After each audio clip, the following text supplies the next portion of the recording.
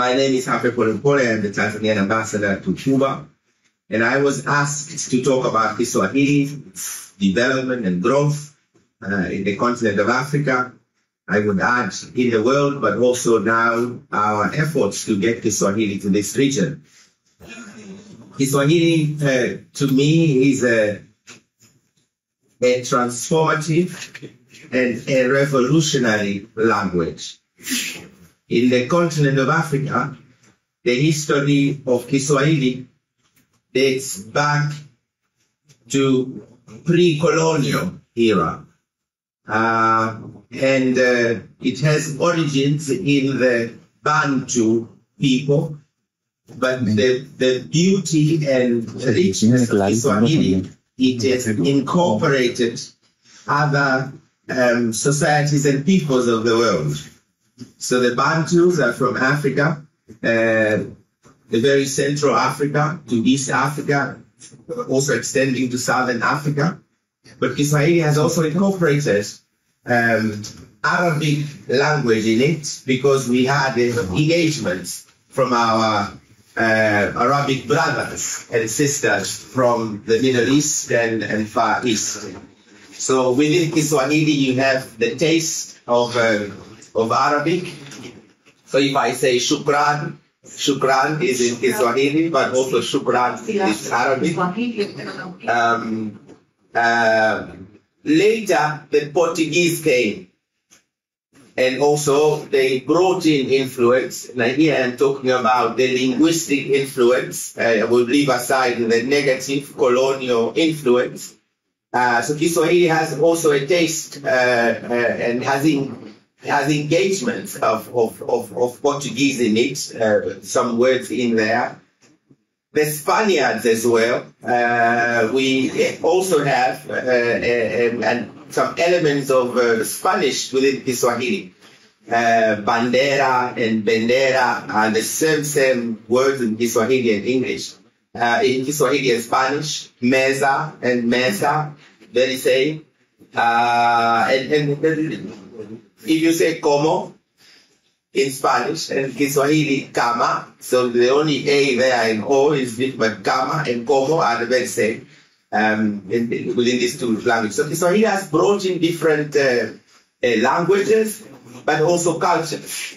The Islam influence in the African continent brought in also a huge contribution within the Kiswahili language growth and development. Christianity también has a contribution within the Kiswahili language, to mention those two for a start. So in Africa, Kiswahili is the first language for some countries, but also it is a second language for some countries. Tanzania, Kenya, Uganda, Burundi, Rwanda, Democratic Republic of Congo. Kiswahili would very much be considered a first language. But if you go to Rwanda, Somalia, South Sudan, Malawi, Zambia, Mozambique, Zimbabwe, South Africa, Angola, Kiswahili would be considered, a second language. So if you are looking at languages in the world that has majority of people speaking that language from different places, Kiswahili will be within the 10 fast-growing languages in the world, now with between 200 to 500 speakers across the world.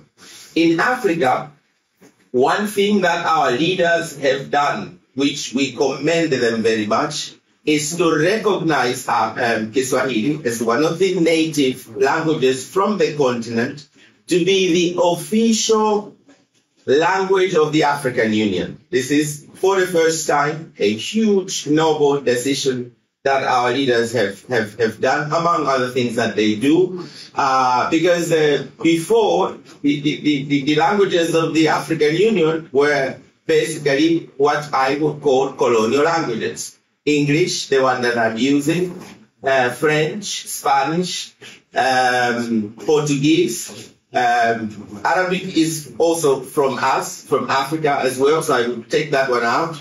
So the introduction of Kiswahili as the sixth official language of the African Union is a commendable act within the continent, but also it shows that the African countries are coming together to recognize cultural features that brings and binds us together as the peoples of Africa. But post-colonial and during the struggle to get colonialism out of Africa, Kiswahili had a huge role to play. And I would fast forward during the liberation movements of the African countries where their struggle, Kiswahili had a position. I have my brother, and I'd like to recognize the ambassador of Zimbabwe to Cuba, my brother Chikawa, who also is a good learner of Kiswahili.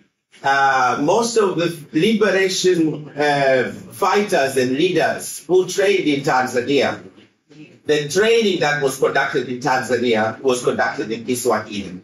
So those ones who came from Zimbabwe, from Mozambique, from South Africa, and other countries, they were trained in Kiswahili. Then now it has grown so fast, so far, and we are working at the moment to make sure that Kiswahili receives its deserving status at the United Nations. Because the African continent, this is an official working language of the African Union, and we are commanding a population of over 1.4 billion citizens of the world. Out of 7-8, that is a very significant number to have their language part of the United Nations system. So now that is our struggle, and we are working very much with all brothers and sisters of the world to make sure that Kiswahili becomes the 7th language of the United Nations. But Kiswahili for us is three things. One, Kiswahili is a language. Kiswahili is a culture.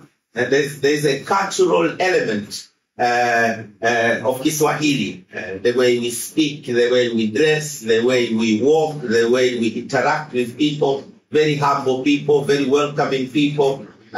We smile all the time, even if maybe we are not very happy, but you see, all pictures I take, I would smile. It doesn't mean my work has been concluded successfully at the end of the day, but it's a cultural issue. This is how we are. But Kiswahili is also a product that can give somebody money. And here is where we also tell everybody, let's take this opportunity. A continent that has all the riches in the world is the African continent. Leave ego aside, that remains a fact. And interestingly enough, this conference here, we're talking about, things that are related, the previous presentation, Africanness, Pan-Africanism, Pan-Americanism. 1965, Comandante Drake, we're very, very proud to have you. We learn a lot from you.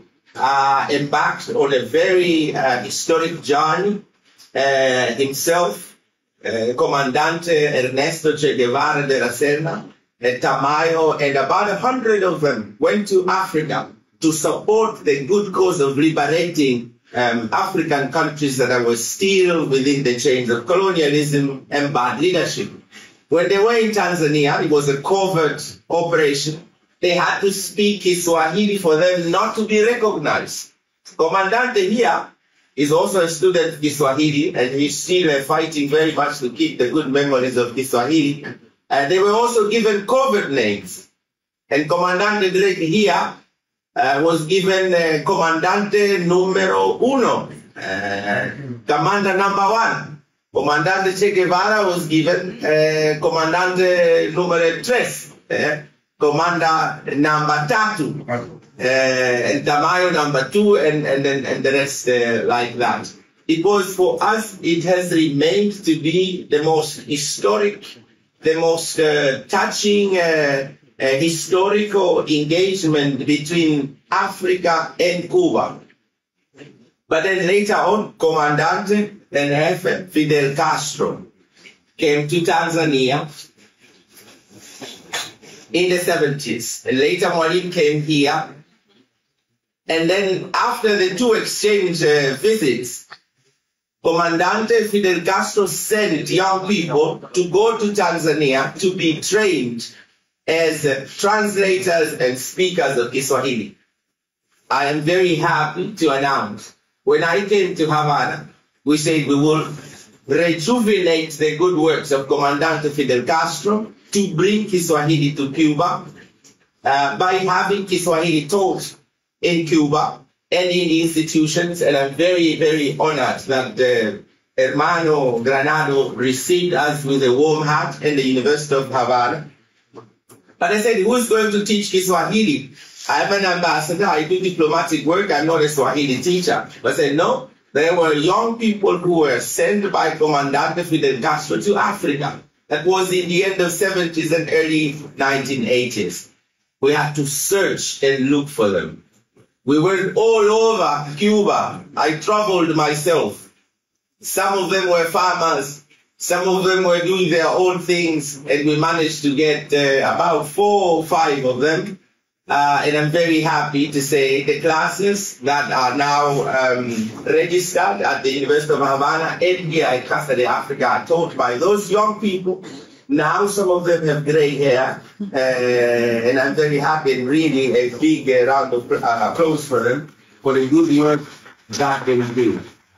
This is none the other, but just to mention a few of them, we have Acomino, we have Orestes, we have Barbara, and we have another gentleman from Artemisa, and from Artemisa University. They are doing tremendous work. They are here. They are here. They are here. Those are the young people I was talking about. But they have moved forward to make the Kiswahili spread in this region easy. So for about a month or so, from October, November, December, they had a month or so there. They worked with their colleagues from the University of Dar es Salaam and University of Havana. They have written a concise dictionary of Spanish and Kiswahili. The first one to be written by institutions, university to university. And very soon they will start distribution of this Kiswahili Spanish dictionary. And moving forward, and my 1 minute is almost over, we will go to this entire region to get Kiswahili there. But the main message is we are all people from the South.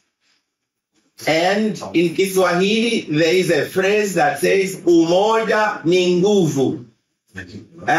Unity is strength. If the people of the South will unite, work together, we will be able to stand against those who are at the moment working against us and our rights. I thank you very much.